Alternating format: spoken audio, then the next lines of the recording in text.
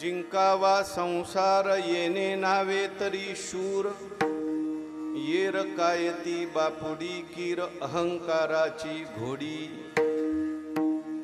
संत श्रेष्ठ जगद्वंद्य जगद्गुरु श्री तुकोबाराय यांचा हा 4 चरणाचा उत्कृष्ट असा महत्वाचा अभंग आहे।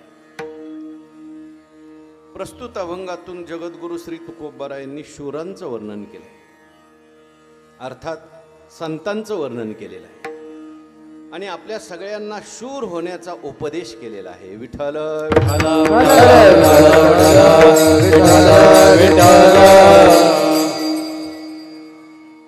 भगवंताच्या कृपेने सर्व साधू संतांच्या आशीर्वादाने पुण्यसलीला इंद्रायणी मातेच्या पावन तीरावर संजीवन समाधीस्थ ज्ञानोबारायांच्या या पवित्र अशा अलंकापूर नगरीमध्ये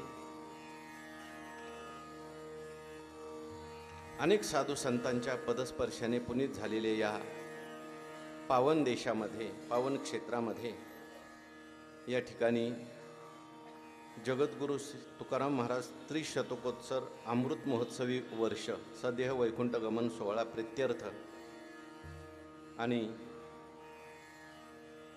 ज्ञानोबा तुकाराम बहुउद्देशीय सेवाभावी संस्था सेवाभावी मंडळ जेल रोड नाशिक रोड यांच्या पुढाकारातून परमपूज्य गुरुवर्य शांतीब्रह्म कुरेकर बाबा, परमपूज्य गुरुवर्य माधव बाबा घुले आदी करून सर्व संत मंडळींच्या आशीर्वादाने परमपूज्य आदरणीय ज्येष्ठ गुरुबंधू शिवलिंग स्वामी महाराज यांच्या मार्गदर्शनाने, गांगुर्डे महाराज यांच्या मार्गदर्शनाने, आपल्या सगळ्यांच्या सहकार्याने या ठिकाणी संपन्न होत असलेला हा महोत्सव ज्ञानेश्वरी पारायण सोहळा ज्ञानदेवे रचिला पाया या विषयावर चिंतन चालू आहे आणि कीर्तन सेवेमध्ये आजची कीर्तन सेवा सर्व मंडळींच्या आग्रहाने प्रेमाने माझ्याकडे आलेली आहे। सेवेकरता या ठिकाणी उपस्थित सगळी आमची महाराज मंडळी, गांगुर्डे महाराज आहेत, शिवलिंग स्वामी महाराज आहेत, अनेक महाराज मंडळी या ठिकाणी उपस्थित आहेत। आजी माझी गुरुबंधू मंडळी, माझ्या समोर बसलेल्या सर्व माता भगिनी, सर्वांच्या चरणी मी वंदन करतो। आपण सर्वांनी मिळून टाळी वाजवून कीर्तनात सहभागी व्हायचं आहे। विठ्ठल विठ्ठल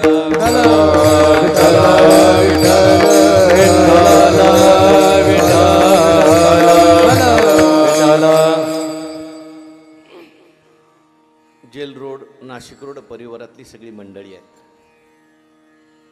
परिसरातील नांदूर नाका म्हणा, नाशिक रोड म्हणा, मला काही विविध गावचे दिसत आहेत याच्यामध्ये, तेव्हा सगळी परिसरातली मंडळी आहेत। नाशिक रोड म्हणजे सगळ्या साधू संतांच्या आवडीचं ठिकाण आहे बरं का।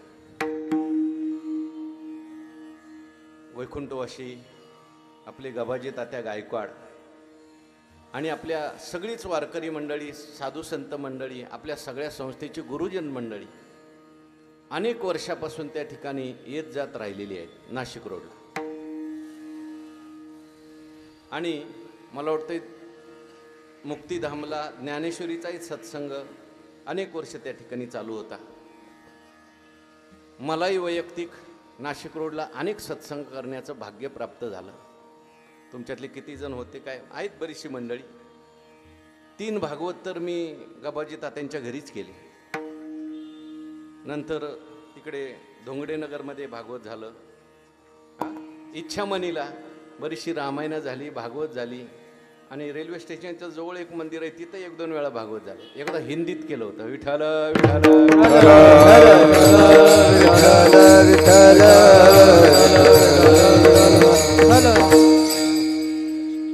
लक्ष्मीनारायण मंदिरामध्ये। आणि सगळे तयार श्रोते बरं का, नाशिक रोड परिसरातली जी श्रोते मंडळी आहेत, आता मी विविध गावलाही दरवर्षी कीर्तनाला जातो, संख्याही भरपूर आणि सगळे लक्ष देऊन ऐकणारे आणि सगळी चांगली मंडळी, आवडीची प्रेमाची मंडळी, सेवेधारी सगळी ही मंडळी आहेत। आणि यांनी सगळ्यांनी ठरवलं की आपल्याला आळंदीला जाऊन त्या ठिकाणी ज्ञानेश्वरीचं पारायण करायचं आणि कीर्तन महोत्सव संपन्न करायचा। आणि ही सगळी मंडळी या ठिकाणी आले. हो, पुढे गेले ते तिळे महाराज, हे सगळे मुख्य मंडळी. सगळ्या मंडळींनी ठरवलं, वास्तविक पाहता निवडणुकीचे दिवस. काही लोकांनी तुम्हाला प्रतिबंधही केला असेल तारीख काढल्यानंतर. अहो निवडणूक आहे, तुम्ही कुठं चालला आळंदीला? बरं झालं ते नेते मंडळीपर्यंत लगेच गेलं नाही, नाही तर त्यांनी एकदम तुम्हाला ठेवलंच असतं, येऊच दिलं नसतं. पण जाऊ दे, आता तिकडं जरी मतदान व्हायला गेलेलं असलं तरी तुमच्या सगळ्यांचं मतदान माऊलीच्या पेटीत पडलं. मग आता तुम्हाला काही काळजी नाही. विठ्ठल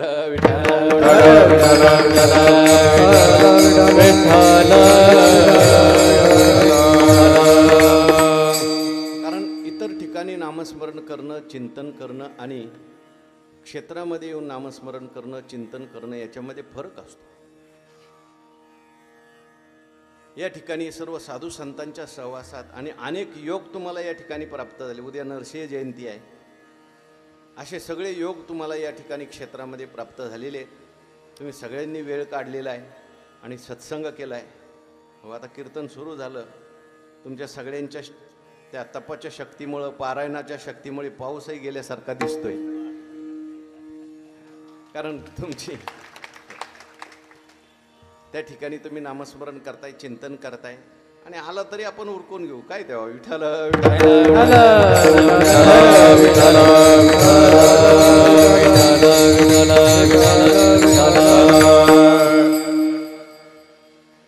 तुकाराम महाराजांनी या ठिकाणी शूरांचं वर्णन केलंय. सगळ्यांनी शूर झालं पाहिजे असं तुकाराम महाराजांना वाटतंय. शूरांचा अर्थात महाराजांनी शूर या अवच्छेदकाने संतांचंच वर्णन केले. कारण जगामध्ये सगळ्यात शूर जर कोण असतील तर ते संतच आहेत. सगळ्यांनी शूर झालं पाहिजे अशी महाराजांच्या अंतःकरणामध्ये तळमळ आहे. कारण महाराज स्वतः शूर होते, म्हणून महाराज शूरांचं वर्णन करू शकतात. सगळ्यांनी आपल्यासारखं शूर झालं पाहिजे असं महाराजांना तळमळीने वाटतंय. कुठेतरी एक हिंदी वाक्य ऐकलं होतं, 3 सजावत देश को, सती संत और शूर, 3 लजावत देश को, कपटी कायर और क्रूर. तिघांच्यामुळे देशाला शोभा येत असते, सती, संत आणि शूर.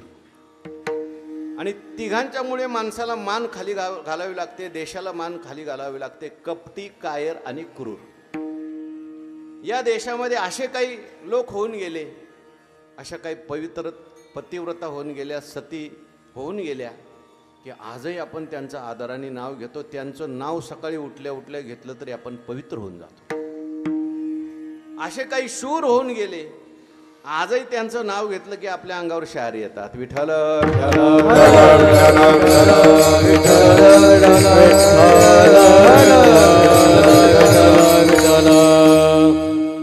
पण कोणाला म्हणायचं शूर? महाराजांनी या अभंगामध्ये थोडंसं सगळ्यांना शूर व्हावं याच्याकरता एक कठोर शब्द वापरला. ज्ञानेश्वर महाराजांची भाषा वेगळी आहे आणि तुकाराम महाराजांची भाषा वेगळी. या अभंगामध्ये महाराजांनी असं म्हटलंय, तुम्ही सगळे शूर व्हा, घोडी होऊ नका. घोडी हा शब्द थोडासा लागेल असा वापरलाय, कठोर शब्द वापरलाय. कधी कधी संतांना सुद्धा रागवल्यानंतर कठोर शब्द आवरत नाही. ज्ञानेश्वर महाराज जास्तीत जास्त रागवले तरी म्हणतात मूर्ख, गावंडे. महाराजांचा जास्त राग जरी झाला तरी जास्त कठोर बोलणं नाही. गुरुवारी सांगत असतात, ज्ञानेश्वर महाराजांची भाषा म्हणजे आईची भाषा, तुकाराम महाराजांची भाषा म्हणजे बापाची भाषा आहे. विठ्ठल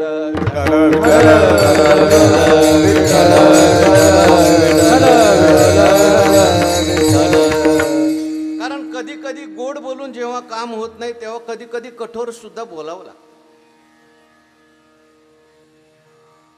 वैकुंठवासी मामासाहेबांनी असं लिहिलंय या अभंगाच्या चिंतनामध्ये, गोड बोलून गळा कापणाऱ्यापेक्षा कठोर बोलून आपलं हित करणारा कधी चांगला. काही माणसं गोड बोलतात पण आपलं त्याच्यात हित होत नाही. एखादा मनुष्य कठोर बोलतो आणि प्रेम असलं की मनुष्य कधी कधी रागवतो. जोग महाराजांच्या चरित्रात अशी कथा आली. नाशिकला जोग महाराजांचं कीर्तन आणि फार समाज जमलेला आणि बंकटस्वामी महाराज टाळ घेऊन उभे होते. जोग महाराजांना एक प्रमाण लागत होतं. महाराजांनी बंकटस्वामी महाराजांना विचारलं आणि ते काय बंकटस्वामी महाराजांना आठवलं नाही. एवढ्या सगळ्या समाजात महाराज रागवले आणि म्हटले, तू नुसता पाठ आहेस, म्हणजे नुसतं पाठांतर केलंय पण तुला त्याचा अर्थ माहिती नाही म्हणून आठवत नाही. बंकटस्वामी महाराजांना काही वाईट वाटलं नाही. महाराज आपल्याला बोलले, उलट महाराजांचा आशीर्वादच आहे. पण त्या कार्यक्रमाला एक फार मोठे वकील आले होते. संध्याकाळी ते वकील महाराजांच्याकडे गेले. म्हटले, तुम्हाला बोलायचं आहे तुम्ही बोलत जा, पण घरात खोलीत एकांतात बोलत जा. एवढ्या सगळ्या लोकांच्यात एवढ्या मोठ्या माणसाचा अपमान. बंकटस्वामी म्हणजे काही सामान्य नव्हते, सगळा महाराष्ट्र बंकटस्वामींनी हलवलेला होता. ज्ञानेश्वरी गाथा आणि एकनाथी भागवत महाराजांचं पाठ होतं.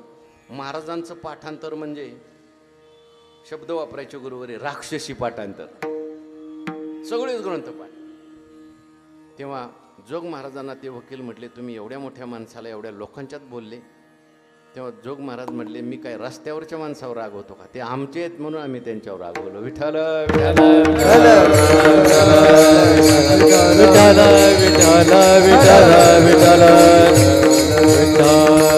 संतांच्या रागवण्यात सुद्धा संतांची कधी कधी कृपा असते, पण ती आपल्याला कळत नाही. आपल्याला वाटतं आमच्यावरच रागवतात, आम्हालाच छडी हाणली, आम्हालाच उठवलं, आम्हालाच उठावशा काढायला लावल्या.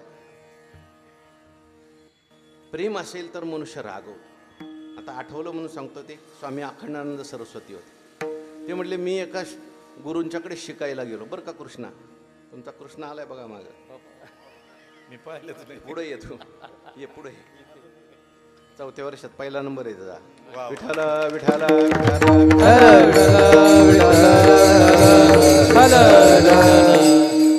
मी त्याच्यावर नेहमी राग होतो म्हणून त्याला पुढे बोलवलं. ते अखंडानंद म्हटले, मी एका गुरुकडे जायचो आणि ते खूप माझ्यावर रागवायचे. आणि एक दिवशी मी त्यांना एकांतात म्हटलं, महाराज अहो काहीच चुकलं नसताना तुम्ही विनाकारण माझ्यावर रागवता.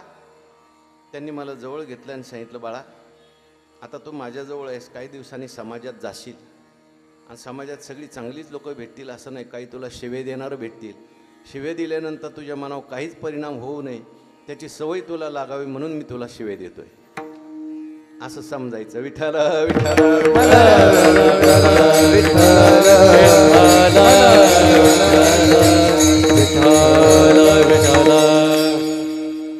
रागवावं लागतं.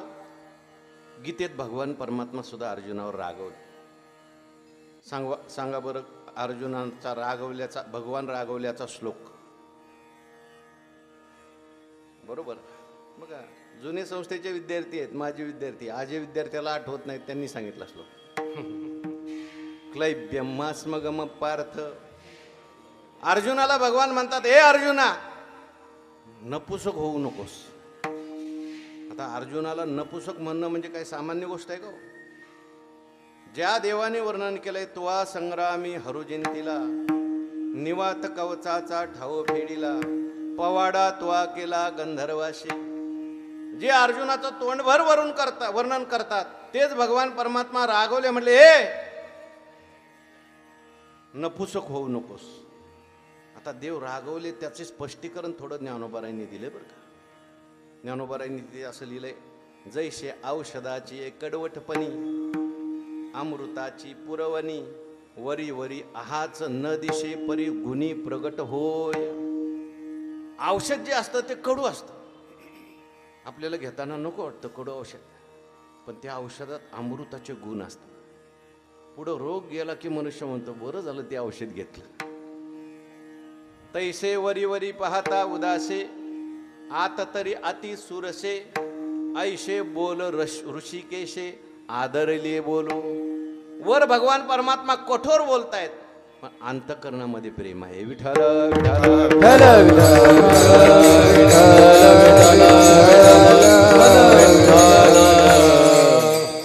कारण संतांची भूमिका म्हणजे आईची भूमिका. हो, लेकुराचे इथं वाहे माऊलीचे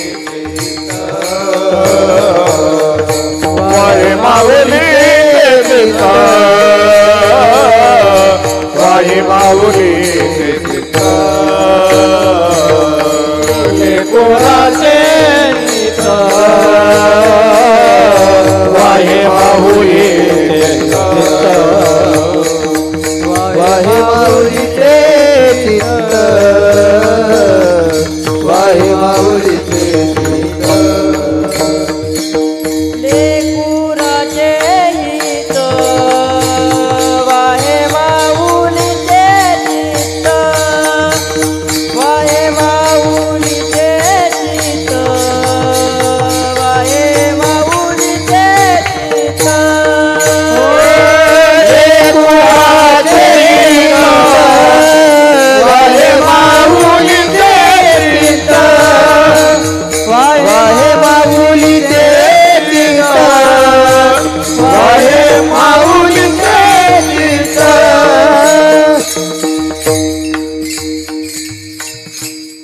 महाराज या अभंगात रागवलेले आहेत. महाराजांनीच आपल्या रागवण्याचं कारण सांगितलंय. देतो तीक्ष्ण उत्तरे पुढे व्हावयासी बरे. बरं व्हायचं असेल तर मला आता थोडी तीक्ष्ण उत्तरं द्यावी लागतील, थोडं कठोर बोलावं लागतील, म्हणून महाराज कधी कधी कठोर बोललेले आहेत. आजच्या अभंगामध्ये सुद्धा महाराज थोडेसे कठोर बोललेले आहेत. तुम्ही घोडी होऊ नका तर सगळ्यांनी शूर व्हा. घोड्यावर बसणारे व्हा, घोडी होऊ नका. शूर व्हा. पण शूर व्हायचं म्हणजे नेमकं काय? शूर कोणाला म्हणायचं? कारण मनुष्य कोणालाही शूर समजतो. कधी कधी मनुष्य आपल्या स्वतःलाही शूर समजतो. एखादी केस जिंकली पैसे देऊन कंसात, तरी म्हणतो आता आपण हे केलं, आपण ते केलं. हो, निवडणूक जिंकली कंसात पैसे देऊन, तरी सुद्धा आपल्याला शूर समजतो. व्यवहारामध्ये एखादं राज्य मिळवलं तर शूर समजतो. पण या सगळ्यांना शूर म्हणता येणार नाही. काय काय तर नुसते बोलण्यातले शूर आहेत. विठ्ठल विठ्ठल.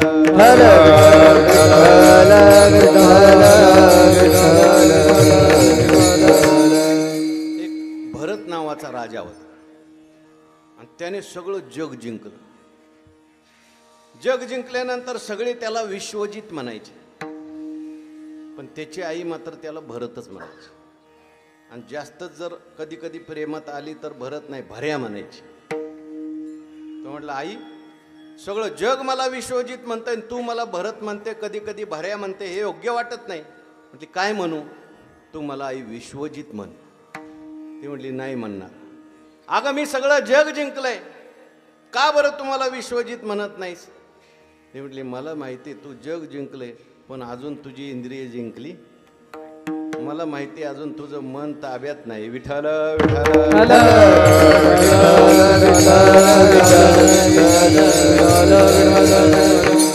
एखाद्या वेळेस माणसाला जग जिंकता येईल, पण इंद्रिय जिंकता येतील असं नाही, मन जिंकता येतील असं नाही. म्हणून खरा शूर कोण आहे? या अभंगाच्या पहिल्याच्या जिंकावा संसार, जिंकावा संसार.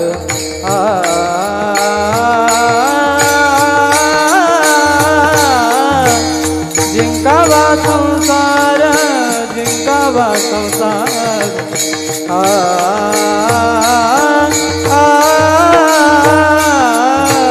जिंकावा संसार, जिंकावा संसार.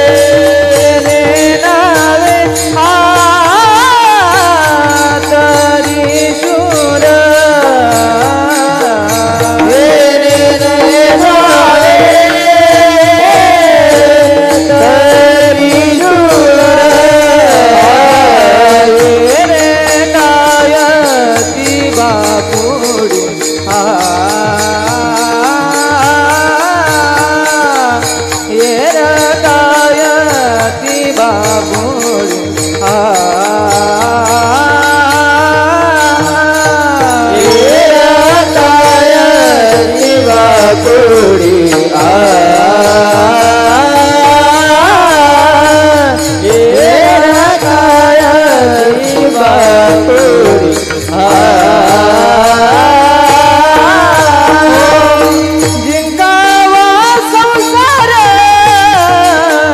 येणे नावे तरी शूर येणे नावे तरी शूर येणे नावे तरी शूर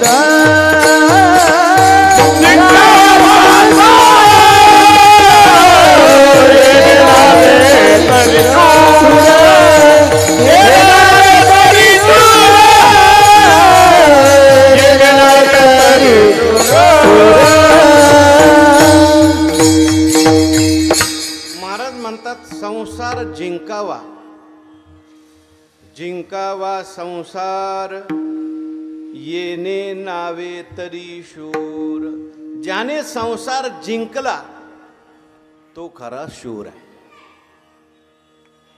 आता संसार म्हणजे काय,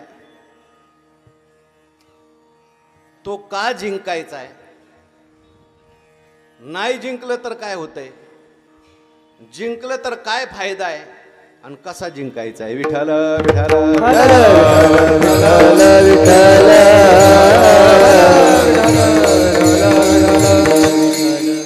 वैकुंठवासी गुरुवरे गुरुनाम गुरु मामांची पद्धत बरं का. पहिल्याच चरणावर असे प्रश्न तयार करायचे ज्याची उत्तरं अभंगात असली पाहिजे, आणि मग स्टेप बाय स्टेप जायचं. विठ्ठल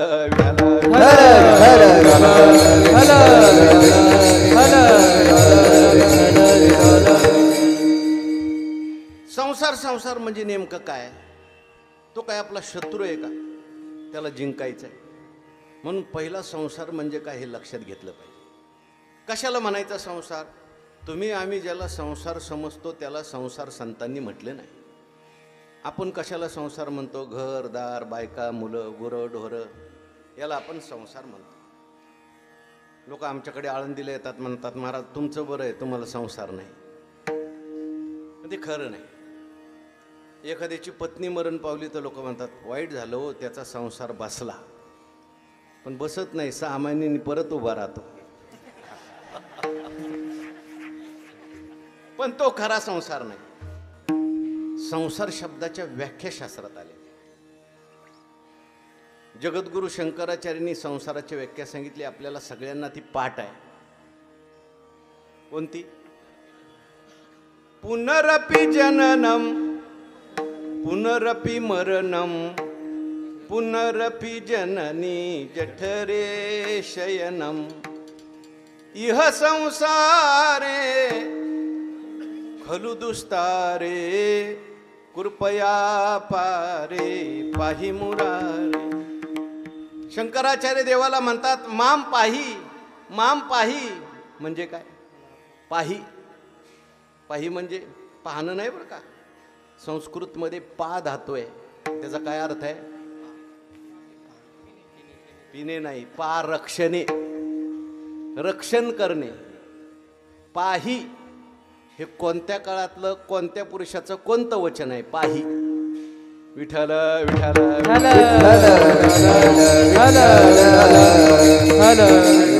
कोणत्या धातूचं कोणत्या काळातलं कोणतं रूप, आज्ञार्थाचं द्वितीय पुरुषाचं एक वचन. पा म्हणजे रक्षण करणे. शंकराचार्य देवाला म्हणतात तू माझं रक्षण कर. माम पाही, माझं रक्षण कर, माझं रक्षण कर. पण कशातून रक्षण कर, पुनरपि जननम पुनरपि जननम पुनरपि मरणम पुनरपि जननी जठरे शयनम इह संसारी. हा जो काही संसार आहे कसा आहे, खलु दुस्तारे. हा संसार जो आहे तो निश्चितच दुस्तर आहे.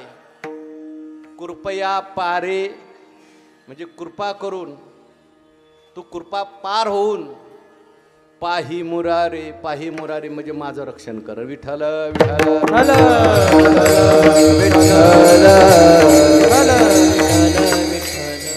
समजल्यावर म्हणायला आनंद वाटतो का, न समजता म्हणायला आनंद वाटतो. समजल्यावर, म्हणून समजून घेतलं तर आनंद आहे. संसार कशाला म्हणतात शंकराचार्यांनी सांगितलं. आता ज्ञानोबारायांची संसाराची व्याख्या थोडंसं ज्ञानोबारायांनी पुढं नेलं बरं. ज्ञानोबाराय म्हणतात नुसतं जन्म आणि मरण म्हणजे संसार नाही. काय ज्ञानोबरांची व्याख्या? अगा उपजनी आणि निमने हे साचचे जे का मानने, तो जीव लोकू मी म्हणे संसारू हन. ज्ञानोबराय म्हणतात जन्म आणि मरण याला खरं समजणं हा संसार आहे. वास्तविक पाहता जीवाला जन्म आणि मरण नाहीये. जीव हा परमात्म्याचा अंश आहे. ममैवांशो जीव लोके, बोला, जीवभूत सनातनः मनःषष्ठानि इंद्रियानि प्रकृती स्थानी करशती. जीव हा परमात्मा स्वरूप आहे. त्याला नाही म्हणता येत.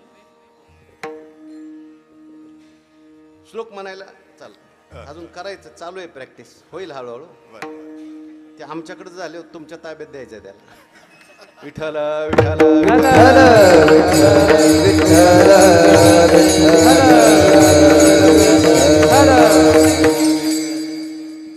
जन्म आणि मरण याला खरं समजणं म्हणजे संसार. पण या संसाराला सुरुवात कधीपासून होते? ज्ञानोबरायांनी एक गोष्ट सांगितली. ज्ञानोबराय म्हणतात मी तुम्हाला एक गोष्ट सांगतो. आता थोडी ऐशी गोठी सांगिजेल परियेसी, जे अहंकार तनुशी वालब पडले, मग इच्छा ही कुमारी झाली, जे कामाच्या तारुण्य आली, तेथ द्वेषेशी मांडिली वराडिक, तया दोहोस्तव जन्मला, जो द्वंद्व मोह जाहला, तो आजयाने वाढविला अहंकारे. ही पुढं वाढत वाढत वाढत तेने भूते भांबावली, संसाराच्या आडवा माझी पडली, मग महादुःखाच्या घेतली दांडेवरी. सगळा संसार सुरू कुठून झाला?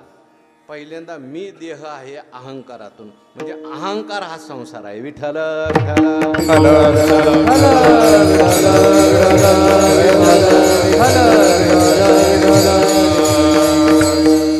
अहंकारापासून सगळा संसार निर्माण होतो. अहंकार हाच संसार.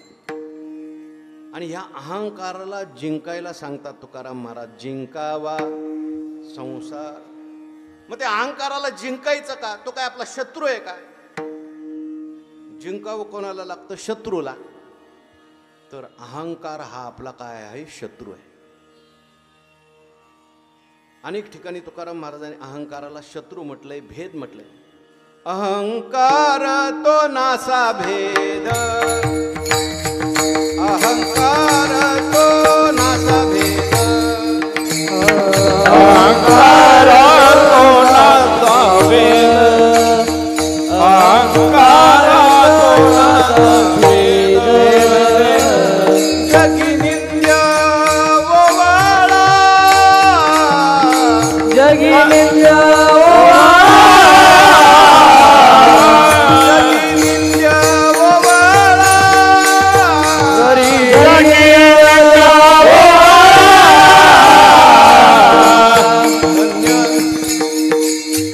धन्य तोची नातुरे आसी, धन्य तोची नातुरे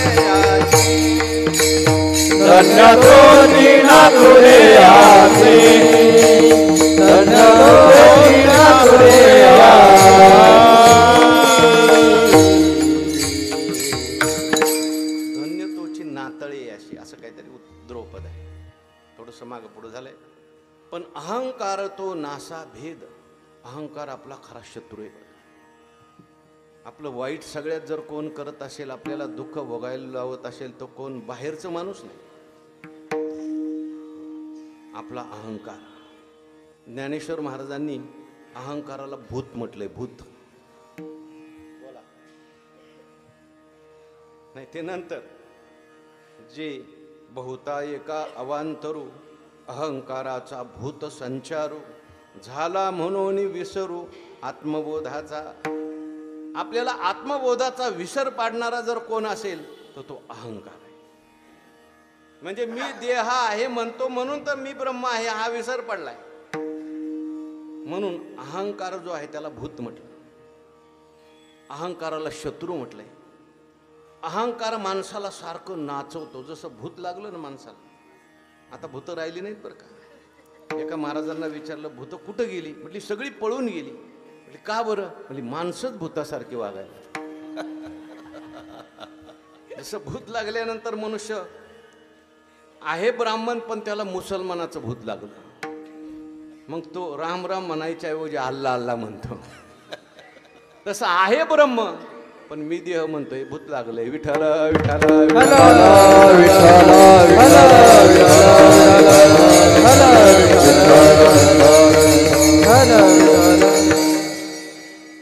नाचवी चहूकडे तो अहंकार उगा, नवल अहंकाराची गोठी, विशेषे नलगे अज्ञाना पाठी.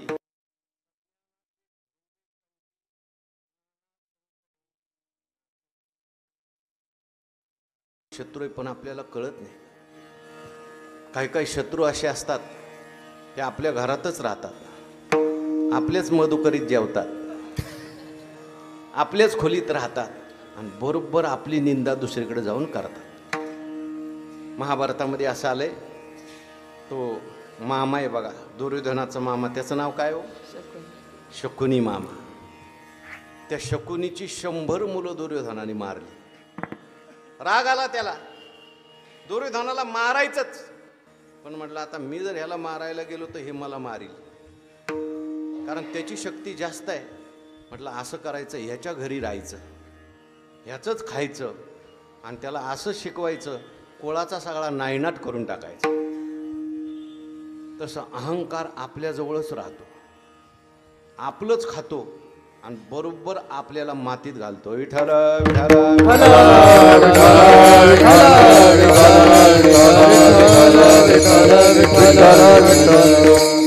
म्हणून शूर व्हायचं असेल तर त्याला अहंकार जिंकला पाहिजे.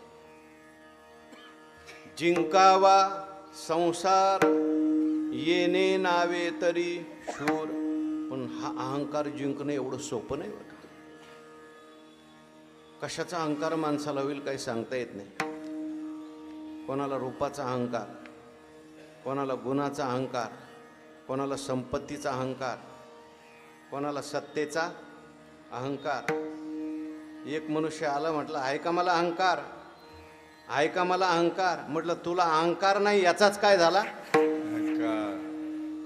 काहींना भोगाचा अहंकार आणि काहींना त्यागाचा अहंकार, काहींना व्यवहाराचा अहंकार, काहींना परमार्थाचा अहंकार.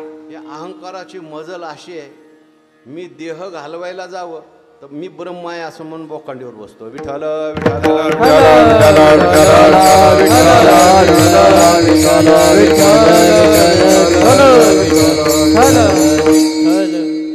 आपला अहंकार आपला शत्रू आहे. एक मोठ्या वक्त्याच्या मुखातून मी एक इंग्रजी वाक्य ऐकलं होतं, तुम्हाला कळेल म्हणून सांगतो. ते म्हटले, you have no problems, you yourself is a big problem. म्हणजे तुला त्या ठिकाणी जास्त तुला काही त्रास नाही, तुझा त्रास तुलाच जास्त आहे. म्हणजे तुझा अहंकार हाच तुला त्रास देणार. हा जो अहंकार आहे याला जिंकणं फार कठीण आहे. हा अहंकार आपण जिंकला पाहिजे. नाही याला जिंकलं तर हा आपल्याला जिंकतो आणि हा आपल्याला घोडं बनवतो. महाराज म्हणतात, जवळजवळ मला सगळी दिसतात ती घोडी दिसतात. अभंगाचं दुसरं चरण. किरते बापुडी, किरते बापुडी, किरते बापुडी, किरते बापुडी,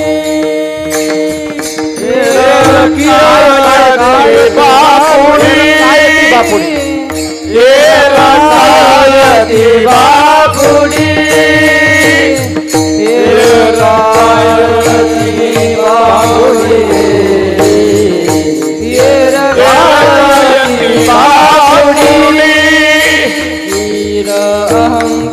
अहंकाराची घोडी, कीर अहंकाराची घोडी, एरकायती बापुडी,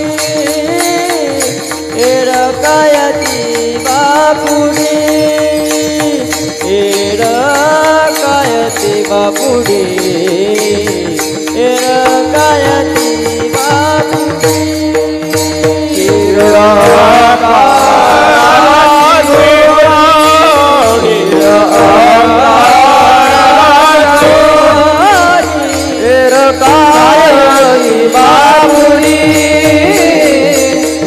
कायती बापुडी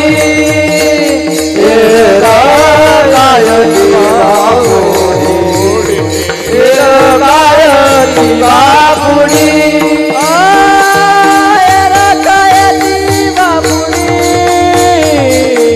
किरंकराची घोडी किरंकराची घोडी किरंकराची घोडी हो कायती बापुडी किरंकराची घोडी हो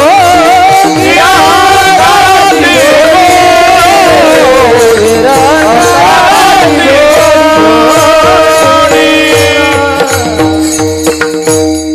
सगळे पहिल्या वर्षातले आहेत बरं का.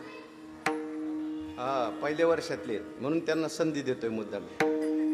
वाजवायला पण चांगले तयार आहेत पहिल्या वर्षात. बघायचा कटरा आहे. ये रे बाबा ये. पहिल्या वर्षातच आपल्या संस्थेत अशी पोरं येतात की ती कीर्तनही करणारी असतात.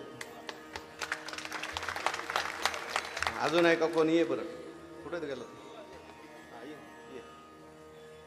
विठ्ठल विठ्ठल विठ्ठल विठ्ठल विठ्ठल विठ्ठल. माझ्याकडे पहिलं वर्ष आहे ना, तर त्यांना सांगितलं सगळ्यांना कीर्तनाला यावं लागेल. दुसरं वर्ष तिसरं वर्ष नाही बोलवलं. कारण काय, चौथ्या वर्षाचं कीर्तन चालू आहे. परीक्षा म्हणजे परीक्षेची कीर्तन, आपली प्रॅक्टिसची कीर्तन. बसा ना बाबा. राम.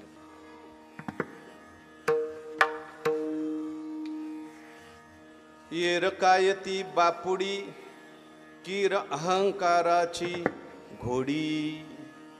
तुकाराम महाराज म्हणतात, मला जिकडं तिकडं शूर कोणी दिसत नाही, मला जिकडं तिकडं घोडी दिसतायत. म्हणजे काय, अहंकाराला जिंकलेलं मला कोणी दिसत नाही, बहुतेक मला घोडी दिसतायत. म्हणजे अहंकाराने सगळ्याला जिंकलंय आणि अहंकाराने त्यांना घोडं बनवलंय.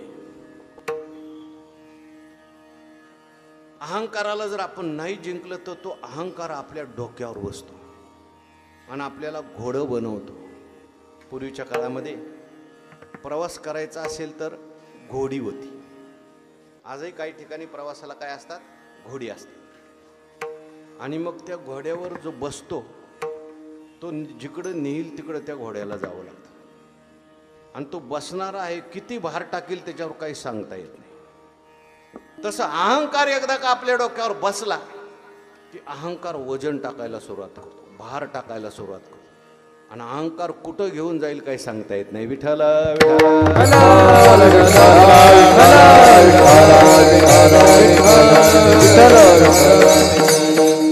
तसं पाहायला गेलं तर मूळ जीवावर भार काहीच नाही. जीव हा ब्रह्मरूप आहे, जीव हा परमात्मा रूप आहे, जीव हा सच्चिदानंद रूप आहे. पण हा अहंकार त्याच्यावर भार टाकतोय. स्थूल देहाचा, देह म्हणजे मी. आणि एकदा देह मी अहंकार घेतला की त्याच्यावर जन्म आणि मरणाचा भार आला. मी जन्मणारा, मी मरणारा. नुसता आपलाच भार घेतो अहंकार, घ्यायला लावतो का दुसऱ्याचा भार घ्यायला लावतो? सगळ्याचा भार घ्यायला लावतो. त्या ब्रह्मसूत्रामध्ये असं म्हटलंय, पुत्र भार्य आदिषु विकलेषु सकलेषु वा अहमेव विकलो सकलो वा इति बाह्य धर्मान आत्मनि अध्यस्यति. दुसऱ्याचा भार आपल्या डोक्यावर घ्यायला लावतो. एखादा मनुष्य असा असतो की त्याचा चेहरा पडलेला असतो. अहो काय झालं तुम्हाला? पोटात दुखतंय, चला मी डॉक्टरकडे. माझ्या नाही हो, मंडळीचं डोकं दुखायला लागलं तर ह्याचं डोकं दुखतंय, याचं दुखू नये असं नाही बरं का. पण दुसऱ्याचा भार मनुष्य घेतो. दुसरे चांगले असेल तर मी चांगला, दुसरे वाईट असेल तर मी वाईट. मदत सगळ्यांना करावी, प्रेम सगळ्यांच्यावर करावं, पण आपल्यावर विनाकारण भार घेऊ नये. काय काय लोक म्हणतात, आमच्या वैकुंठवासी वैद्य बाबा सांगायचे, काय काय लोक असं म्हणतात, मी आहे म्हणून घर चाललंय, मी आहे म्हणून तुम्ही चांगलं चुंगलं खाताय. वैद्य बाबा विनोदाने म्हणायचे, तू जाऊन बघ ह्याच्यापेक्षा चांगलं खातात. मी आहे म्हणून सप्ताह चाललाय. पण हा भार विनाकारण आपण अहंकारामुळे घेतोय. काहीच कोणाचं कोणामुळे आडत नाही. विठ्ठल विठ्ठल विठ्ठल विठ्ठल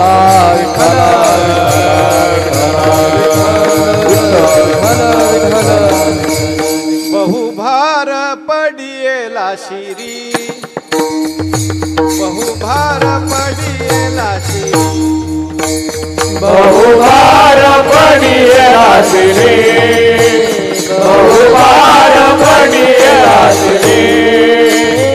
हे माझे मजवरी, मी हे माझे मजवरी, मी हे माझे मजवरी, मी हे माझे मजवरी.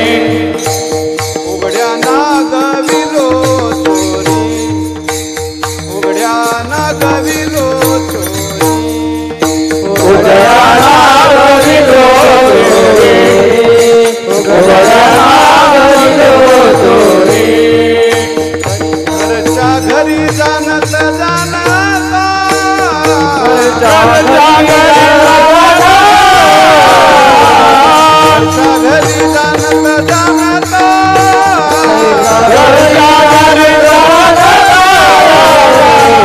भार पडियेला शिरी, बहुभार पडियेला शिरी.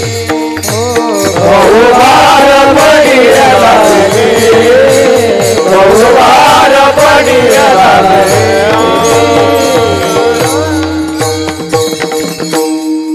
स्थूल देहाचा भार घेतला, जन्म आणि मरण भोगावं लागतं. म्हणून साधू संत स्थूल देहाचा भार आपल्या डोक्यावर घेत नाही. वैकुंठवासी मामासाहेब दांडेकर शेवटच्या काळामध्ये थोडेसे आजारी पडले. एक डॉक्टर त्यांना तपासण्याकरता आले. हात हातात घेतला, नाडी पाहिली आणि असं चेहऱ्याकडे बघायला लागले. डॉक्टर त्या ठिकाणी मामासाहेब त्या डॉक्टरांना म्हटल्यावर, तुम्ही माझा चेहरा काय बघताय, मला औषध द्या, गोळ्या द्या, म्हणजे मी लवकर गोळ्या घेईल, औषध घेईल आणि मी बरा होईल. डॉक्टर म्हटले, मी तुमची नाडी बघितली आणि तुमची नाडी मला असं सांगते, तुमच्या शरीरात हजारो व्याधी तयार झालेल्या आहेत. तुमच्या जागेवर जर दुसरा मनुष्य असता तर तो ढोरासारखा ओरडला असता, पण तरी तुम्ही शांत कसं काय. मला आश्चर्य वाटलं म्हणून मी तुमचा चेहरा बघतोय. मामासाहेब हसले, म्हणले, डॉक्टर, मी जन्मभर अभ्यास केलाय, हे शरीर म्हणजे मी नाहीये. विठ्ठल विठ्ठल विठ्ठल.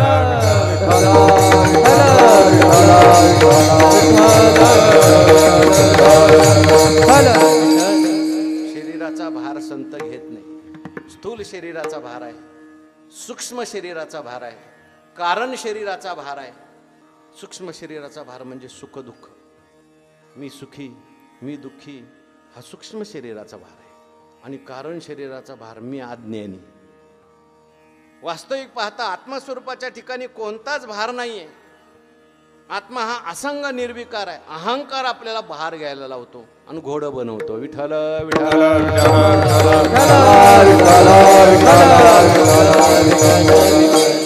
अहंकार आपल्याला इकडे तिकडे नाचवतो.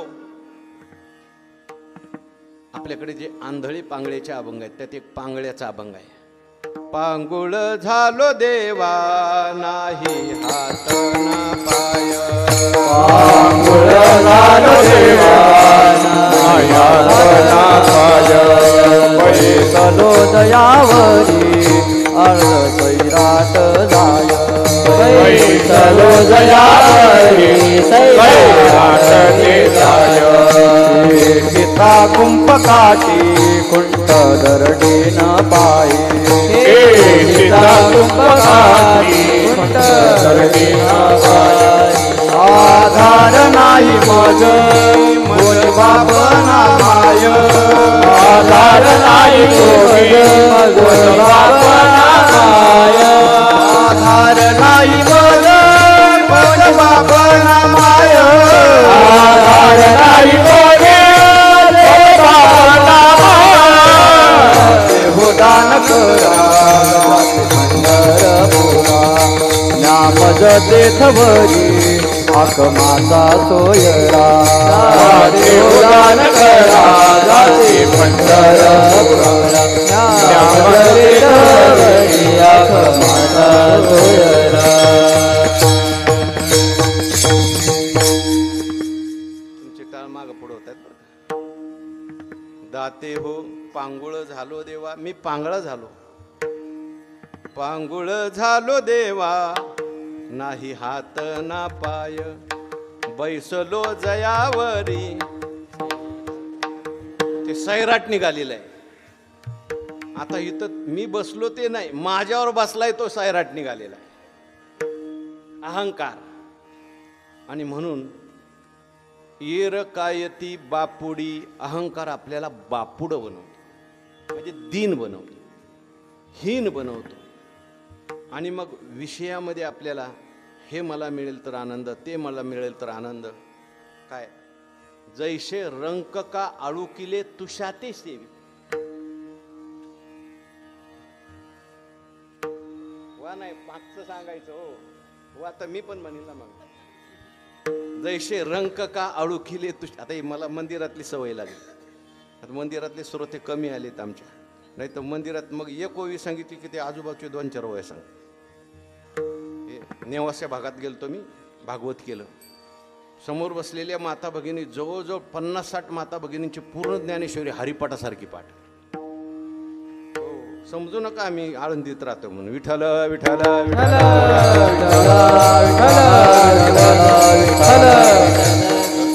बायांची, शेतातल्या बायांची ज्ञानेश्वरी. पण ते त्यांच्याकडे असा गावोगाव असा नियम आहे की प्रत्येक गावामध्ये रोज 300 ओव्या वाचायच्या. हा, जैसे आपण पे नाही दिठे, तया स्वसुखाचे सदा खराटे. तयाशीचा विषय गोमट. आपल्याला रंक का आळू किले तुषाते सेवी पाहिजे. रंक का आळू किले तुषाते सेवी असू द्या. अहंकार जो आहे तो माणसाला बापुड बनवतो, संसार माणसाला बापुड बनवतो. म्हणून ये रकायती बापुडी कीर अहंकाराची घोडी. बहुतेक घोडी झालेले, तो घोडी होऊ नका, म्हणजे अहंकाराला जिंका. एवढे मोठे शुकाचार्य सामान्य होते का?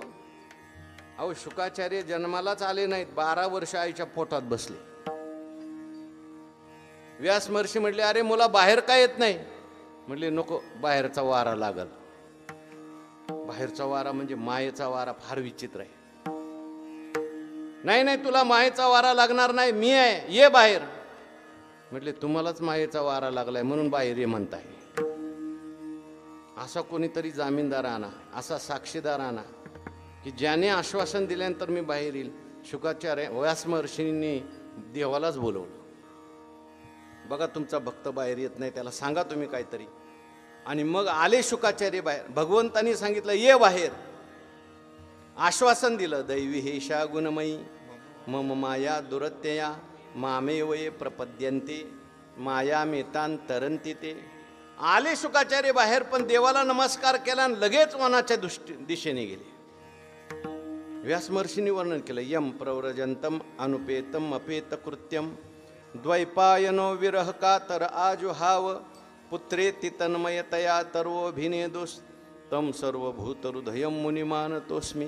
बाहेर गेल्याबरोबर हाका मारल्या, हे मुला, हे शुका. झाडं ओ द्यायची. आपण हाका मारल्यावर शेजारी ओ देत नाही. शुकाचार्यांनी हाक मारल्यावर झाडं ओ दिली, कारण शुकाचार्यांचा भाव जो असा व्यापक झाला होता. हे विश्वची माझे घर. तुम्ही जेवढं व्यापक होणार तेवढी पंचमहाभूत सुद्धा तुमच्याशी बोलणार. विठ्ठल विठ्ठल विठ्ठल.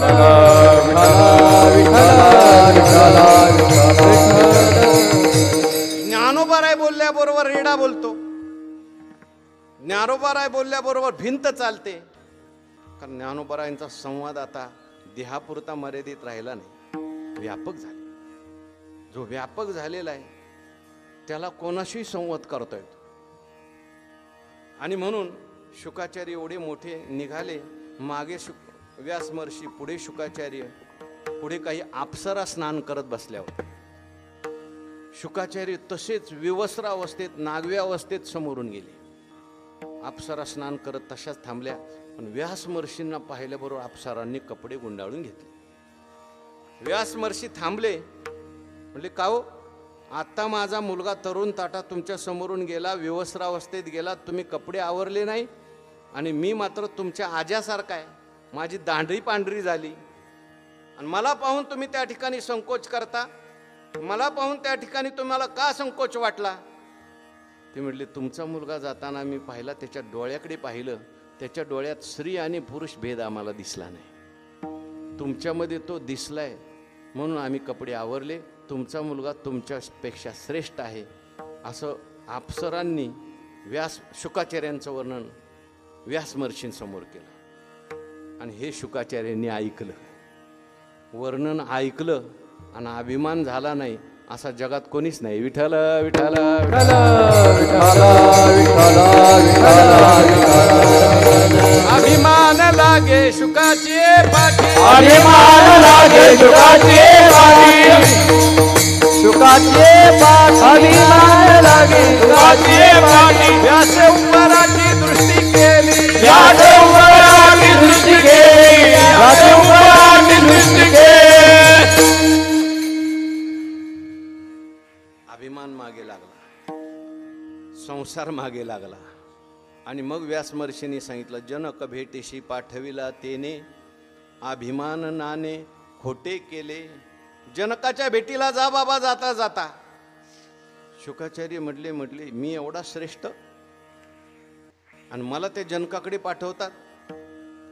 जनक ग्रस्ती मनुष्य, बरं एवढं मोठं राज्य सांभाळतोय, व्यवहार करतोय, मी संन्यासी. पण आता बापाने सांगितलंय गेलं पाहिजे. आणि मग जनकाकडे गेले आणि त्याच्या सेवकाला सांगितलं जा तुझ्या राजाला सांग मी शुकाचार्य आलोय म्हणून. आता जनक म्हणजे काही सामान्य नव्हता बरं का. भगवंतानी जनका करता गीतेमध्ये एक श्लोक लिहिलाय, सांगा बरं. कर्मण्यैव हि संसिद्धी मा स्थिता जनकादयः लोकसंग्रहमेवापि संपश्यन् कर्तुमर्हसि. आता मी अन्वय विचारल्यावर देख पा जनकादिक कर्मजात आशेख न सांडिता मोक्ष शोक पाहते पावते झाले. अरे अर्जुना बघ बघ बघ त्या जनकाकडे बघ. तुका म्हणे राज्य करिता जनक, राज्य करिता जनक, राज्य करिता जनक, तुका राज्य करिता जनक. माझी एक पावले, माझी एक पावले, माझी एक पावले. आता कथा लांबेल. अग्नीत पाय जळत होता तरी त्याला देहाचं भान नव्हतं जनकाला, इतका श्रेष्ठ होता. सत्यवादी करी संसार सकळ, अलिप्त कमळ जळी जायचे. ब्रह्मण्याधाय कर्मानी संगम त्यक्त्वा करोति यः लिप्यतेन पापेन पद्मपत्रमिवांभसा. आंभसा पद्मपत्रम इव. पाण्यात जसं कमळाचं फूल असतं, तो कर्मे करी सकळे परी कर्मबंधा नातळे. न शिंपे जळी जळे पद्मपत्र. काही माणसं कर्म करतात, सर्व काही करतात, कुठे तर अडकत नाही. जनक त्याच्यातले सर्व करत होते, एवढं मोठं राज्य सांभाळत होते, पण अलिप्त होऊन मी काही करत नाही. करणे का न करणे आघवे तोची जाणे, विश्वचळ तसे जेणे. सगळं काही करतात पण मी करता नाही. आणि कुठल्या फलाची अपेक्षा नाही, देवाची सेवा म्हणून कर्म करत होते. म्हणून त्या जनकाचा एवढा अधिकार. त्या जनकाने शुकाचार्यांना निरोप पाठवला, म्हटले जा शुकाचार्यांना सांगा संसार सोडा मग माझ्याकडे या.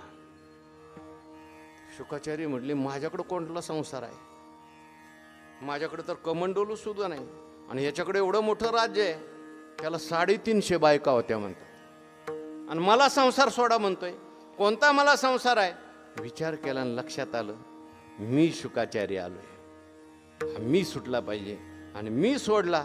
शुकाचार्यांना समाधी लागली. विठ्ठल विठ्ठल विठ्ठल विठ्ठल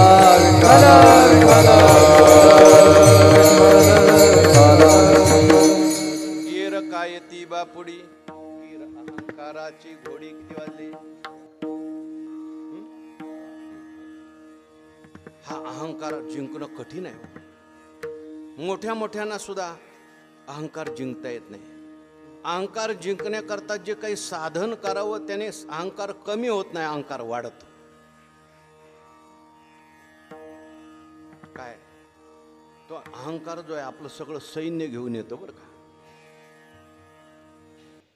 तेथ आडवावे आले जे दोषवैरी धोपटले, तया माझी पहिले देहाहंकारो. अहंकार जावा म्हणून सगळी साधनं आहेत, पण अहंकार साधन केल्यानंतर अहंकार वाढतो का कमी होतो? कुठलंही साधन करा तो अहंकार वाढवणार राहतो.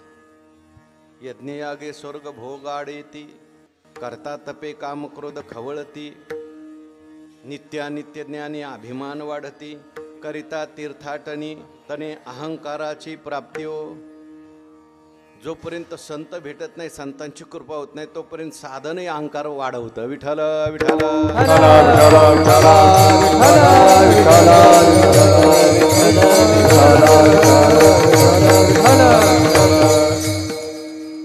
म्हणून अहंकार घालवला पाहिजे.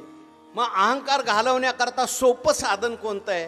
त्या अभंगाच्या 3ऱ्या चरणाचं आहे. पावे ऐशा नावे, पावे ऐशा नावे, पण ऐशा नावे, पण ऐशा नावे, पण ऐशा नावे, पण ऐशा नावे, पण पण ऐशा नावे, पण ऐशा नावे. देवधरी जे तो भावे, देवधरी जे तो भावे, देवधरी जे तो भावे, एरकायती बापुडी, एरकायती बापुडी, देवधरी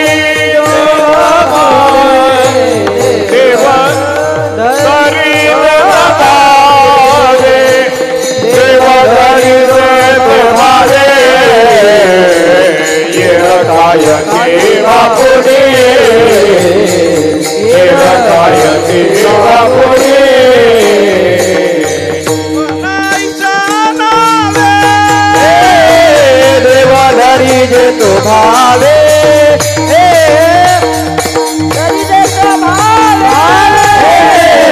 देवधरी जे तो भावे,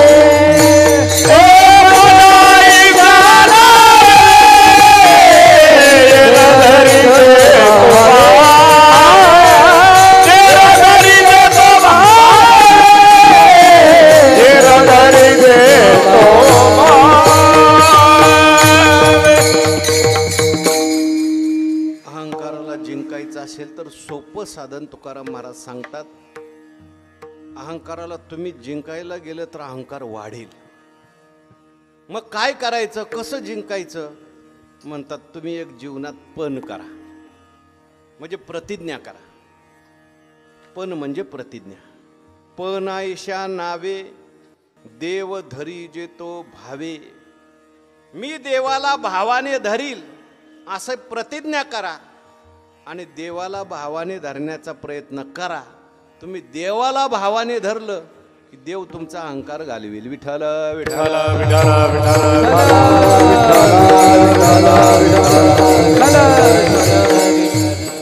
भाव शब्दाचा अर्थ आहे प्रेम. देवाला धरायचं असेल तर प्रेमाने धरता येतं, भक्तीने धरता येतं. प्रेमात भक्तीत फार मोठी शक्ती आहे. एखादा हिंद केसरी पहिलवान असतो, मोठे मोठे पहिलवान चितपट करतो, घरी आल्यानंतर त्याचा 3-4 वर्षाचा एखादा मुलगा असतो, त्याच्या हाताला धरतो, म्हणतो बाबा बसा खाली. बसा म्हटलं की बाबा गपचूप खाली बसतो. बाबा खाली बसला, शक्तीने बसला का प्रेमाने बसला? प्रेमाने बसला. प्रेमात शक्ती आहे. तसं देव प्रेमाने धरला जातो. आपल्याकडे एक उदाहरण नेहमी सांगितलं जातं त्या बिल्वमंगळांचं. एक बिल्वमंगळ नावाचे संत होते, दोन्ही डोळ्याने आंधळे होते.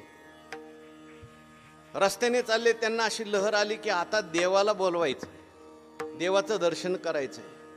आणि म्हणून बिल्वमंगळ मुद्दाम एका दरीच्या दिशेने चालायला लागले. भक्त होते. मुलं चोळबोळ करतात.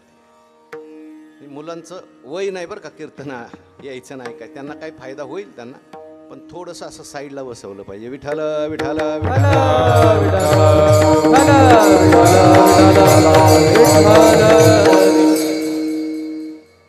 बिल्वमंगळ चुकीच्या रस्त्याने जायला लागले. देवाला कळलं आता हा म्हातारा आपला भक्त आहे आणि कुठे जाणार, दरीत जाणार. देवाने एका गोपाळाचं रूप धारण केलं आणि देवाने लगेच सांगितलं, ओ बाबा तिकडं जाऊ नका, तिकडं दरी आहे, या बाजूनी या. म्हटले, अरे बाबा मला दिसत नाही, तू माझ्या हाताला धर आणि मला घेऊन चल. भगवंताने हाताला धरल्याबरोबर बिल्वमंगळाने देवाचा हात सोडला आणि आपल्या हाताने त्याला धरलं. ते ज्यांना दिसत नाही ती माणसं आपल्याला धरू देत नाही, त्यांच्या हाताने आपल्याला धरतात. देवाला धरलं. धरल्यानंतर त्याच्या बिल्वमंगळांच्या लक्षात आलं, सामान्य हात आणि देवाचा हात फरक आहे ना.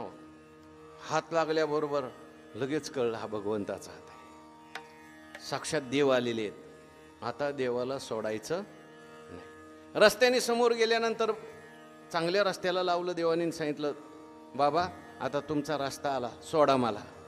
बिल्वमंगळ हसले, म्हणले, सोडण्याकरता धरले का रे तुला? मी आता तुला सोडणार नाही. देवाने हाताला झटका दिला आणि गेले देव निघून.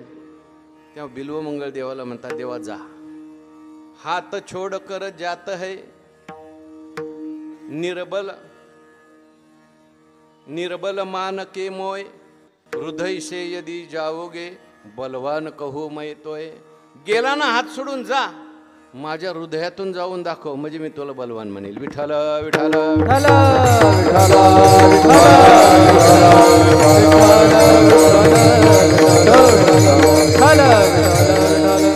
धन्य त्याची माता, धन्य त्याचा पिता, साठविला जाता त्रैलोक्याचा, दाखविला जाता त्रैलोक्याचा, दाखविला जाता त्रैलोक्याचा.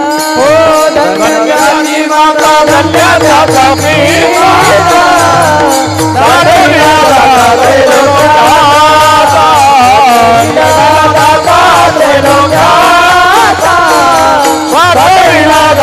त्रैलोक्याचा,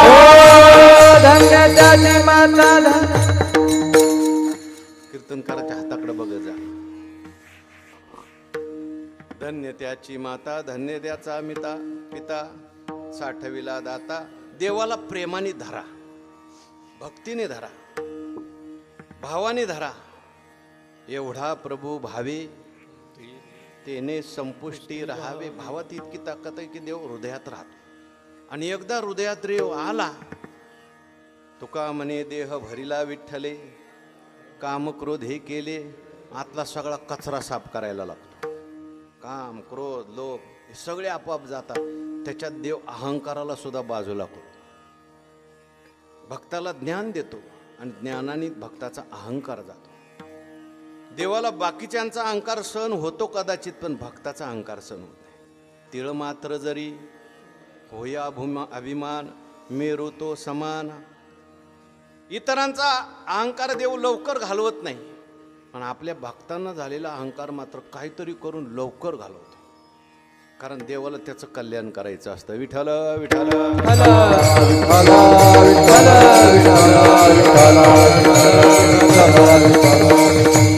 अनेक चरित्र येतात, मी सांगत नाही कोणाकोणाचा अहंकार देवाने घालवला. गरुडाला अहंकार झाला, चक्राला अहंकार झाला आणि सत्यभामेला अहंकार झाला. देवाने घालवला, आपल्याला कथा माहिती. नारद महर्षींना अहंकार निर्माण झाला. देवाने नारद महर्षींचा अहंकार घालवण्याकरता अशी माया रचली. रामायणामध्ये आलंय. नारद महर्षीला बंदर करून टाकलं. नारद महर्षी म्हटले, देवा मला तुमचं रूप द्या. देव विचार करायला लागले, सुंदर बनवू का बंदर बनवू? सुंदर बनवलं तर जन्मभर बंदर राहील, आणि आता जर बंदर बनवलं तर जन्मभर सुंदर राहील. म्हणून हनुमंतराय बंदर झाले. विठ्ठल विठ्ठल.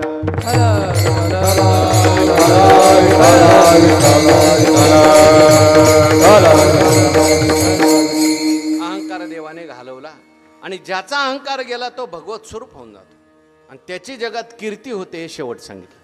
तुका म्हणे जावे, तुका म्हणे जावे,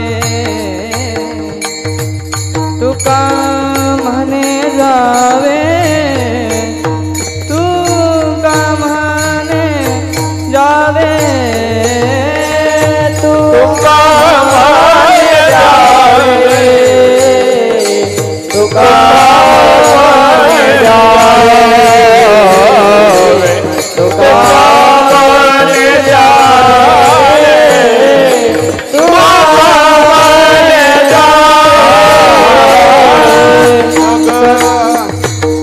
सत्कीर्तीने बरवे, सत्कीर्तीने बरवे, सत्कीर्तीने बरवे, कीर्ती बापुडे, कीरकायती बापुडे, कीरकायती बापुडे, कीरकायती बापुडी, सत्कीर्तीने बरवे, सत्कीर्तीने बरवे,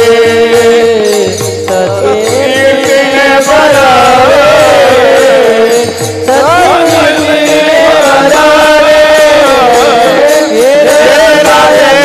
बापुडी, तुका म्हणे जावे सत्कीर्तीने बरवे. तुकाराम महाराज म्हणतात सत्कीर्तीने जगणं चांगलं आहे. मनुष्य जो जगत असतो तो शरीराने जगण्यापेक्षा कीर्तीने जगतो. काही माणसं जिवंत असून मेल्यासारखी आणि काही मेली तरी जिवंत आहे. जिवंत असून मेल्यासारखा कोण? अगा माझे भक्तिवीन जळवते झियाले पण आईवडिलांची सेवा नाही, भगवंताची भक्ती नाही, काही नाही. आणि काही लोक गेलेली असली तरी सुद्धा आजही जिवंत आहे. आपण त्यांचं नाव घेतो. बुक्का लावू नका, खाली बसा. तुका म्हणे जावे सत्कीर्तीने बरवे. एक दृष्टांत सांगतो आणि संपवतो. एक मनुष्य होता. आपलं एक गाव होतं आणि त्या गावामध्ये एक मनुष्य मरण पावला. सगळे लोक त्याच्या अंत्ययात्रेला निघाले. अंत्ययात्रेला जात असताना एक आजी निघाले होते अंत्ययात्रेला. पण नेमके त्या आजीच्या घरी पाहुणे आले. आजीने पाहिलं आपल्या घरी पाहुणे आलेले आहेत. आता मला अंत्ययात्रेला काय जाता येत नाही. आपल्या सूनबाईला बोलवलं.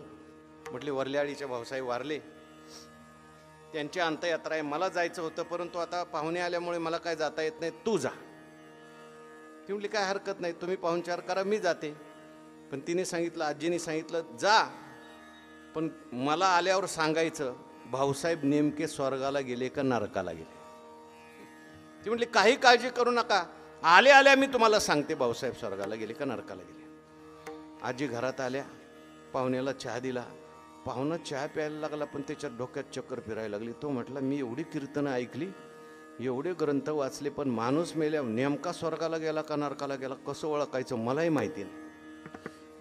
आणि आजीने तर आपल्या सुनेला सांगितलं, सुनेने विश्वासाने सांगितलं मी पाहून येते, काय नेमकं गमक आहे वर्म आहे. आजीला विचारू, आजी माणूस मेल्यावर नेमका स्वर्गाला गेला का नरकाला गेला कसं ओळखायचं. आजी हसली, म्हटली महाराज सगळ्याच गोष्टी ग्रंथ वाचून कळत नाहीत.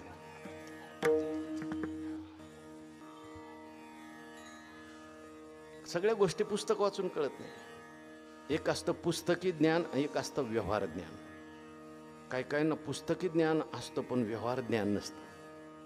त्याला इंग्रजीमध्ये कॉमन सेन्स म्हणतात.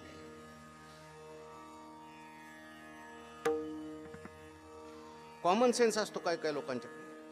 जोग महाराजांच्या चरित्रात आलं, एक मुलगी शेजारच्या घरात गेली, म्हटली मला आईने विस्तव मागितलाय, द्या विस्तव.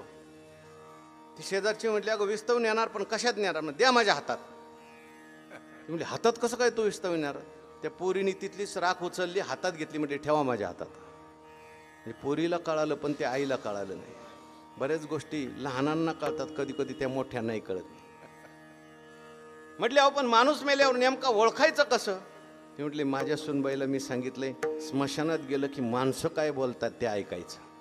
माणसं म्हणत असतील भाऊसाहेब जायला नव्हतं पाहिजे, खूप चांगले होते, किती चांगले होते, सगळ्या कामाला मदत करायचे, असं करायचे तसंच करायचे, देवाने त्यांना एवढ्या लवकर का नेलं तर समजायचं भाऊसाहेब कुठं गेले, स्वर्गात गेले. आणि लोक जर म्हणत असतील बरं गावलं कटकट गेली गावातली, कधीच चांगला वागला नाही, तो कुठं गेला. तुका म्हणे एका मरणेची सरे उत्तमची उरे, ज्ञानेश्वर माऊली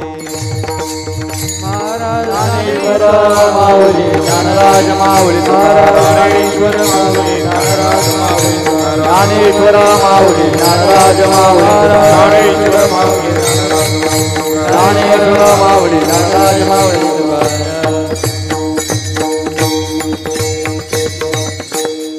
आपली कीर्तन सेवा या ठिकाणी संपलेली आहे. तुम्ही सगळ्यांनी शांत चित्ताने ऐकलं म्हणून थोडंसं मी बोललो बरं का. तसं पाहायला गेलं तर माझी ही आज जवळजवळ 4थी-5वी सेवा आहे. सकाळचा पाठ आहे, सकाळी आगरीमध्ये काल्याचं कीर्तन झालं, नंतर मंदिरातलं प्रवचन, नंतर आता सेवा. पण तुम्ही एवढे प्रेमाने ऐकतात आणि प्रेमाची मंडळी आहेत. नाशिक रोड म्हणजे आवडीची मंडळी सगळी. आणि म्हणून कारण कधी मी त्या परिसरात गेलो की नाशिक रोडलाच थांबत असतो. सगळी प्रेमातली मंडळी आहेत आणि आमचे विशेष करून गुरुबंधू आलेले आहेत सगळे.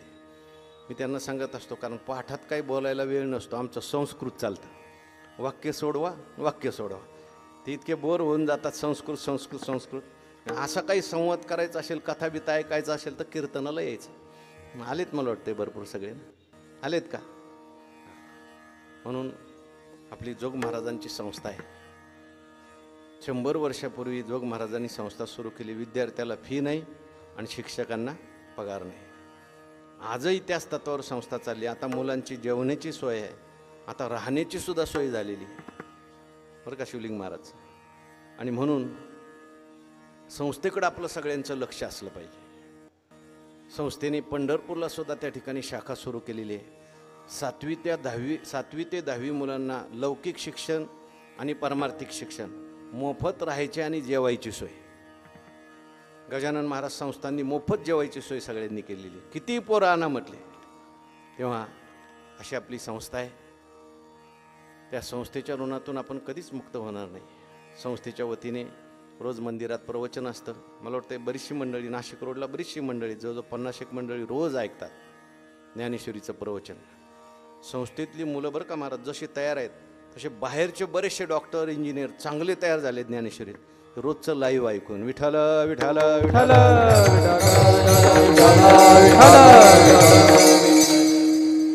हे दोघं बघा इंजिनियर आहेत, यांच्या स्वतंत्र स्वतःच्या शाळा आहेत, ब्राह्मण आहेत, त्यांचे आई वडील सुद्धा येत आहेत. आणि दोघांनी ठरवलंय लग्न करायचं नाही, देशाची आणि समाजाची सेवा करायची. ते IT इंजिनियर आहेत, त्यांच्या स्वतःच्या शाळा आहेत. ते आता शिकायला आलेत. म्हणजे आपल्याला भागवत शिकायचं आहे, रामायण शिकायचं आहे, कीर्तन शिकायचं आहे.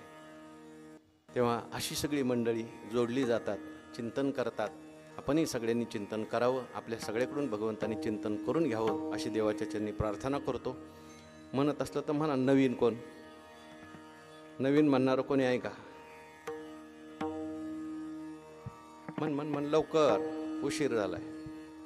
विठ्ठल जय जय विठ्ठल, विठ्ठल जय जय विठ्ठल, विठ्ठल जय जय जय विठ्ठल जय जय विठ्ठल.